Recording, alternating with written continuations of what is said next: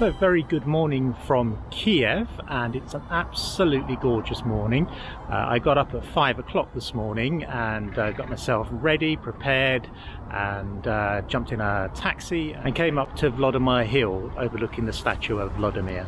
I've shot video, I've shot photos capturing the sunrise, which is more or less rising behind the statue over to the other side of the Dnieper River, and it was quite a spectacular morning, very, very clear. It would have been nice if there was some wisps of mist or cloud around, but overall really, really nice.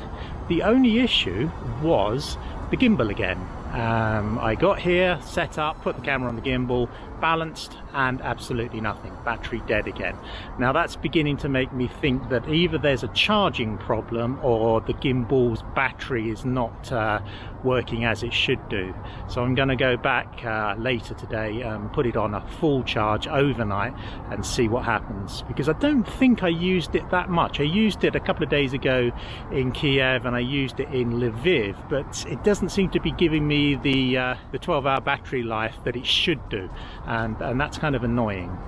Anyway, it's an absolutely gorgeous morning. I've shot some video, sun's coming up, light's getting a little bit harsher now, so might be time to whiz off and grab a cup of coffee before heading back to the apartment and copying all this over to my hard drives and maybe doing a little bit of editing on it.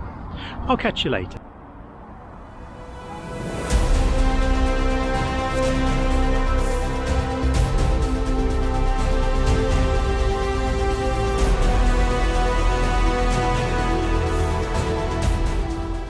So it's possible that the failure of the gimbal battery again may have been a little bit of a blessing in disguise.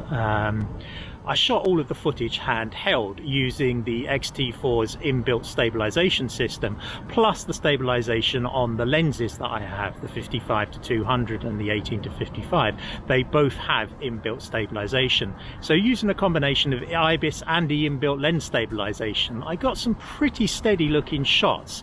I just stayed relaxed, kept myself, my shoulders and my arms and my elbows relaxed, and just cradled the camera in my hands and shot the video that way.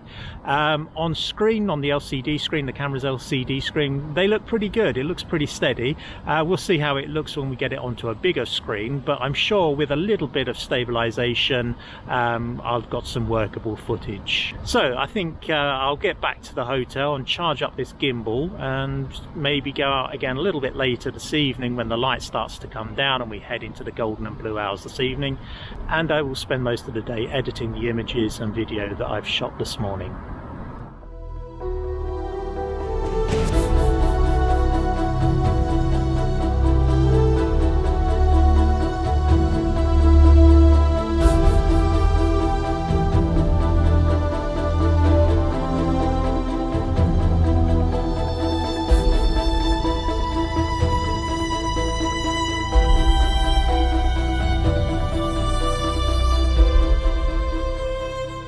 So I'm just here, it's my last day. I'm going to do some video shooting today with Fuji.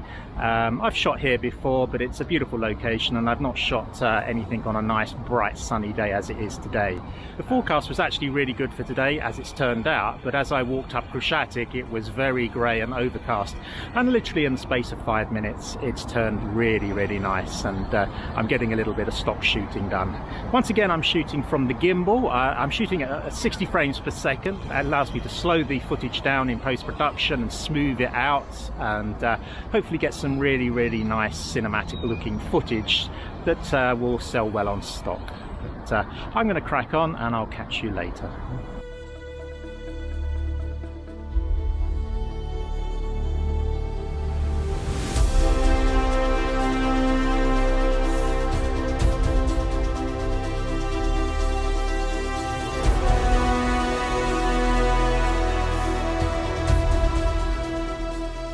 So hi again from Maidan. Clouds have just sort of come over and light's gone a little bit, but I've shot a reasonable amount of footage this morning, both on the XT4 and on this little DJI Osmo action camera as well, just playing around with slow motion and time lapses and hyperlapses and stuff like that. So a fun morning, a little bit cloudy, and I'm getting a bit hungry now, so I'm off to find somewhere to eat. This might be the last time I actually shoot today. We'll see what it's like in the evening. It's not a great forecast, but we'll see how the weather is.